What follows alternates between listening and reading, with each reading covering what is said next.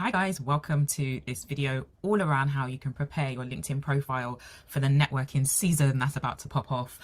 We just celebrated International Women's Day, and as the weather improves, right, and we come from under our duvets, we're wanting to network, we're wanting to get out there. And a lot of people come to me for support when they know that they're going to be networking more, they know that they are going to conferences perhaps, and one of the stumbling blocks for them when it comes to exchanging contact details and growing their profile on LinkedIn is the fact that they have not optimized their profile, they're not active, and they just have like embarrassment over their profile. So this is what this video is going to walk you through.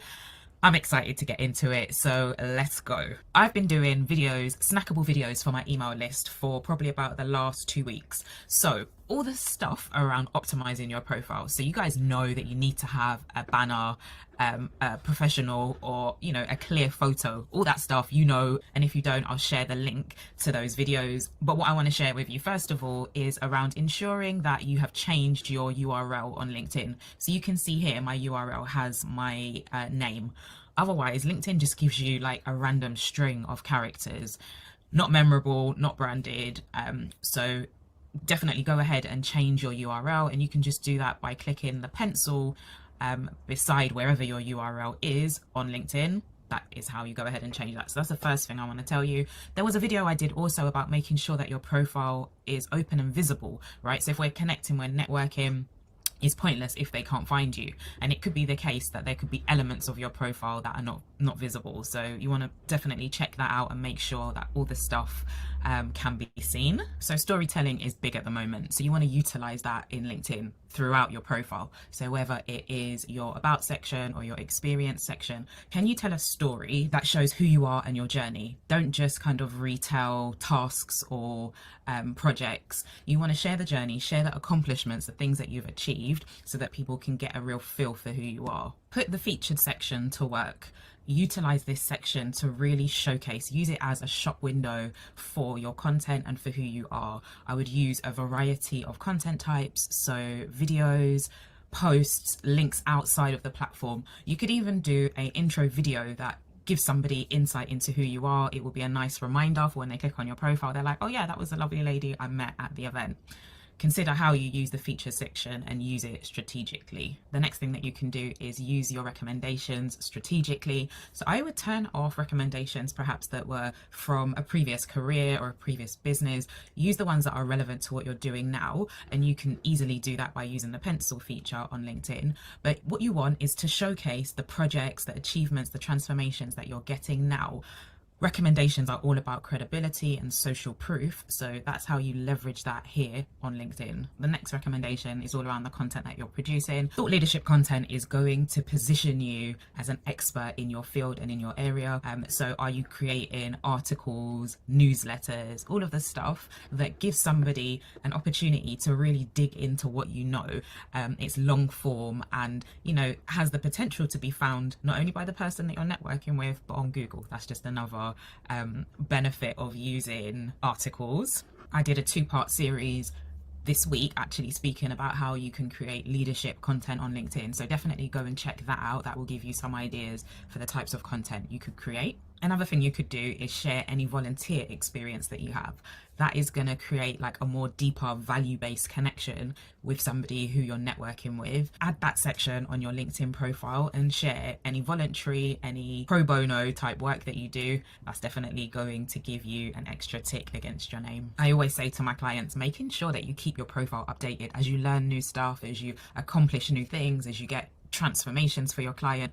Be sure to come back to LinkedIn and add those details. We want to keep it fresh, we want to keep it current. And just a tip for engaging on LinkedIn, right? So you may not necessarily be in an in-person setting, but how do you network on the platform? So you want to make sure that you are getting involved in group conversations, groups that are relevant to your area. It doesn't have to be specific, it could be a complementary area, but showcasing what you know, showing up and lending your voice by groups, by posts, on articles, on newsletters. There's so many ways in which you can be seen on the platform, and also by giving giving recommendations, because when you recommend somebody, your profile will be shown on that person's profile. People are all the way nosy and they're going to click and check you out. So think about the ways in which you can increase your networking on LinkedIn. So before you go to an event, I suggest that you take the time to do some research, find out who the organizer is, who's the speakers, who's actually attending, and start to network with them on LinkedIn. Start liking their content, start engaging, start to leave insightful comments, ask questions.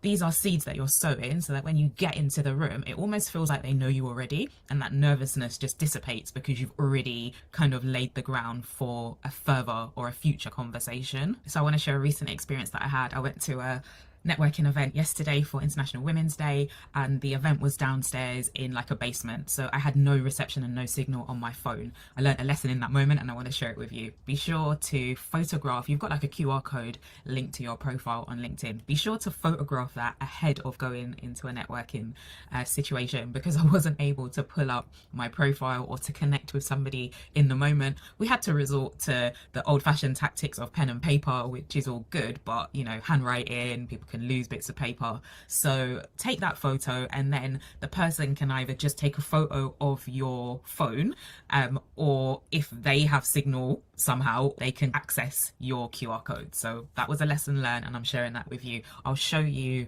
what I'll do is I'll connect my phone and show you on the mobile how you find that and how you do that. So I'll drop that after this section here. Hey, so welcome to my phone. How you get to your QR code. If you click in the search bar, you'll see that there are squares within a main square over on the right hand side. Click that and that will take you to your QR code. That's the quickest way. You can also find it by clicking on my network, clicking this little person in the blue circle down in the right hand side, click in scan QR code. Ta-da! That brings up your QR code also. Another really awesome tip for networking is to utilize the feature where you can pronounce your name. So most people butcher my name. It's Shalina, by the way.